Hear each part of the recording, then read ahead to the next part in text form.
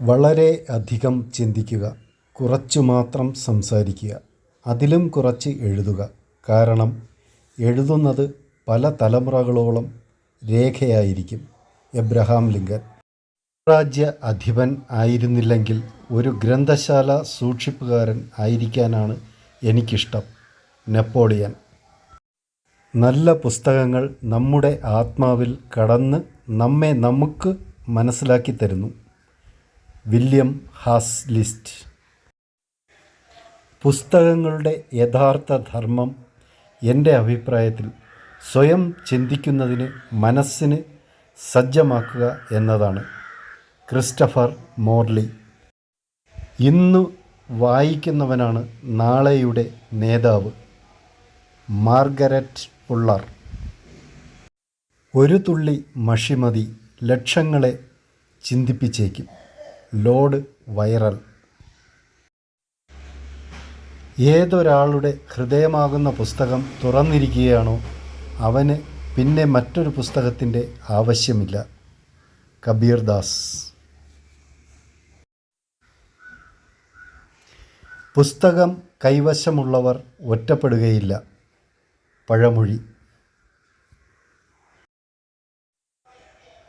ജീവിത ക്ലേശങ്ങളിൽ നിന്നും ഒരഭയകേന്ദ്രം വേണമെങ്കിൽ വായന നിത്യശീലമാക്കൂ. സോമർ സെറ്റ് മോം. വളരെ വായിക്കൽ അല്ല, വഴിയെ വായിക്കുകയാണ് വേണ്ടത്. പഴമൊഴി.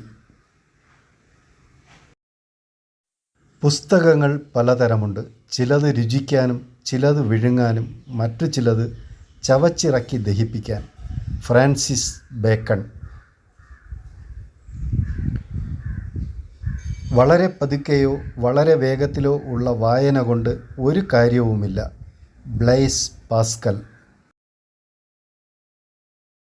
ജീവിതം പൂർണ്ണമാക്കാൻ നല്ല പുസ്തകങ്ങളും നല്ല സുഹൃത്തുക്കളും നന്മയുള്ള മനസ്സും മതി. മാർക്ക്.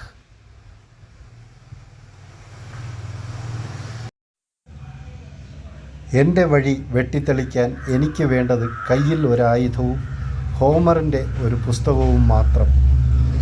Napoleon Bonaparte. നല്ല വായന എന്നത് ഹൃദയത്തിൽ വളരുന്ന ഒരു പൂന്തോട്ടമാണ്. ചൈനീസ് പഴമൊഴി. ജീവിത അവസാനം വരെ എനിക്ക് 3 സാധനങ്ങളെ വേണ്ടൂ. പുസ്തകം, പുസ്തകങ്ങൾ, പുസ്തകങ്ങൾ മാത്രം. Leo Tolstoy.